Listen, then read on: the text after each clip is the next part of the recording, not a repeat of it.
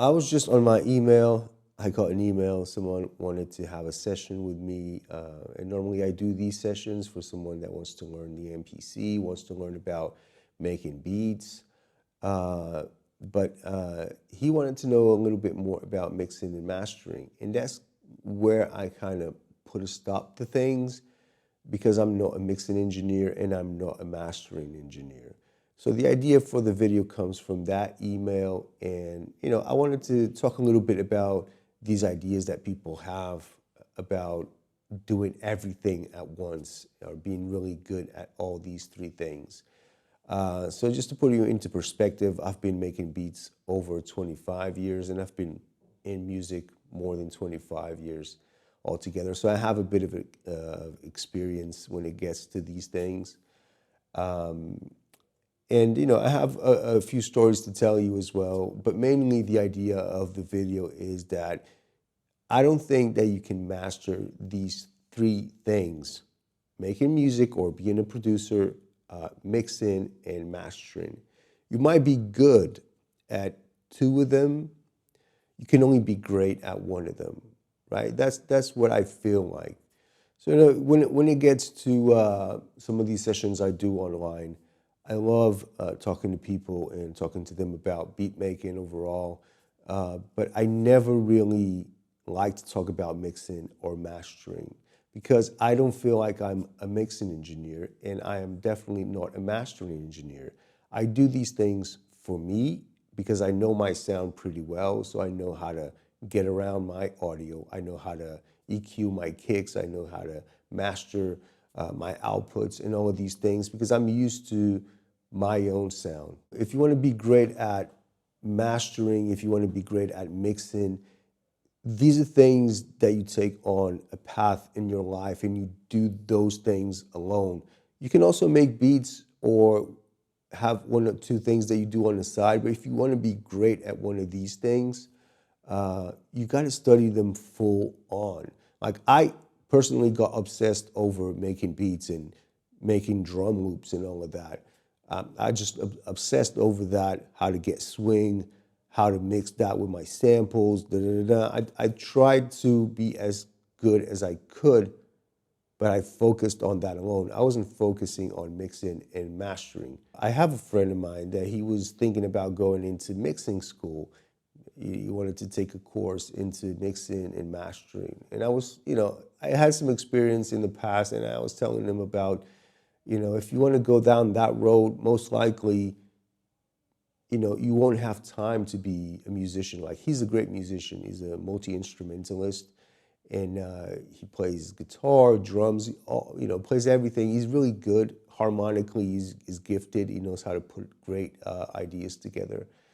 And then when he told me that he wanted to go into school for mixing and mastering classes, I told him if you go down that road, just keep in mind that maybe you won't be able to be in the studio making music like you love all the time because that in itself is just a new direction. It's a new profession.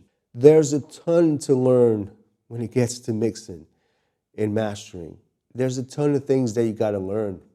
And if you want to be great at those things, you won't have the time to be making beats. So, you got to separate all these three things.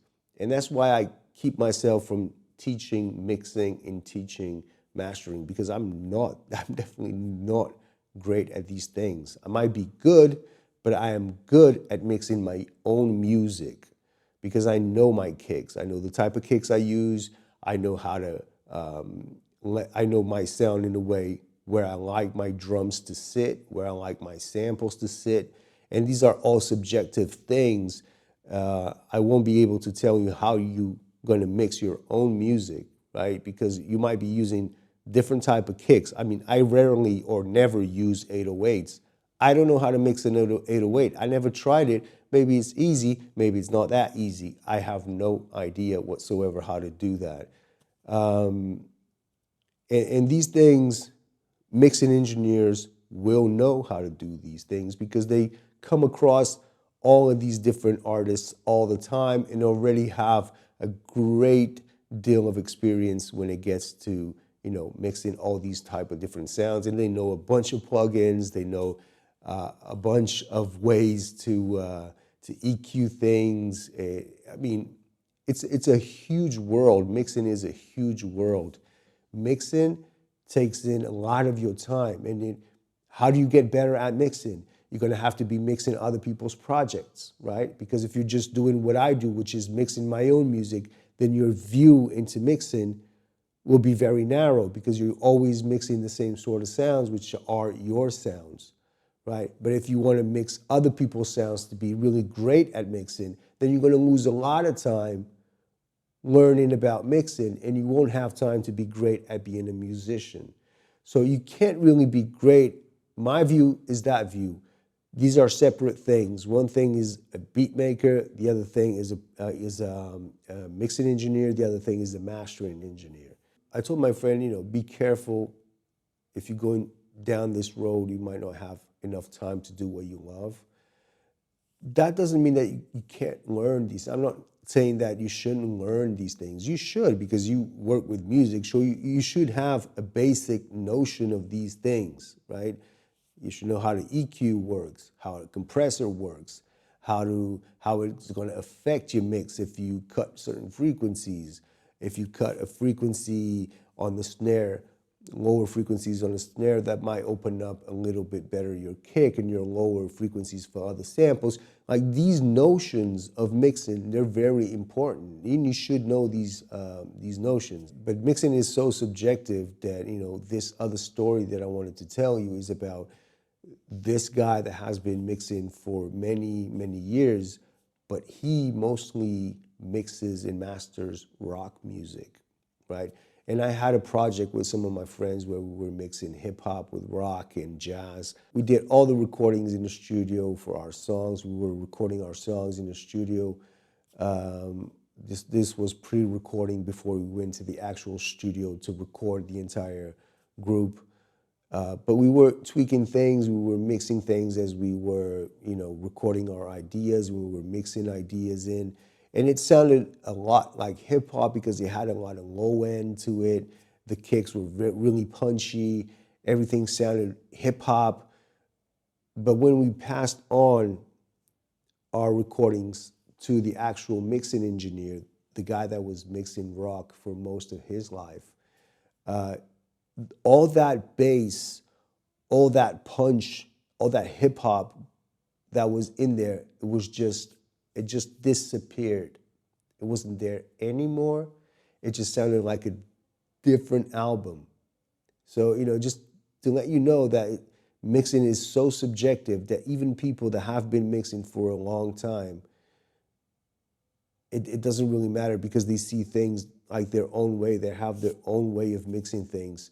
He took away the hip hop out of that music and everything. Like, the kicks were in the back, right? The bass was in the back, and everything was about the mids and the highs. Like me, I'm like reverse of that. Like, when I mix, like, the bass is in front, like the kicks are in front. So mixing is a very subjective thing, and everyone has their own sound and idea on how music should sound.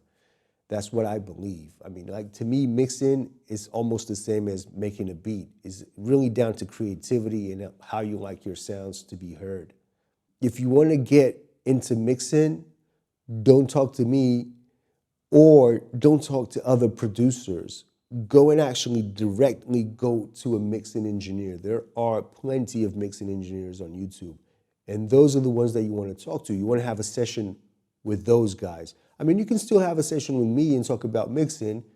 I'll tell you my general approach to mixing. There's nothing wrong with it, but I don't feel like you're going to get a lot of information out of me when it gets to mixing because, again, I'm not a mixing engineer. And if you want to get deep information in how sound relates to other sounds, you should go and talk to a mixing engineer. And if you want to get a deep dive into mixing, go talk to a mixing engineer because he's going to have all the answers that you want and that you need for your mixes. And then you kind of, study from him how he mixes his things and you apply his techniques to your music. So yeah, I'm going to reply to that email. I'm going to tell them, look, you can talk about making beats, chopping samples, making drum loops, all of that, layering samples. But when it gets to mixing, I'm not going to go down that road because I'm not a mixing engineer. Talk to me about beat making, how to make drum loops, how to sample, because that's what I spend most of my time doing. And that's what I'm good at. I'm good at sampling, chopping sounds, making drum loops, all of that, putting sounds together, layering samples. That's what I love doing. And so if you want to learn about mixing, go talk to a mixing engineer that mixes hip hop.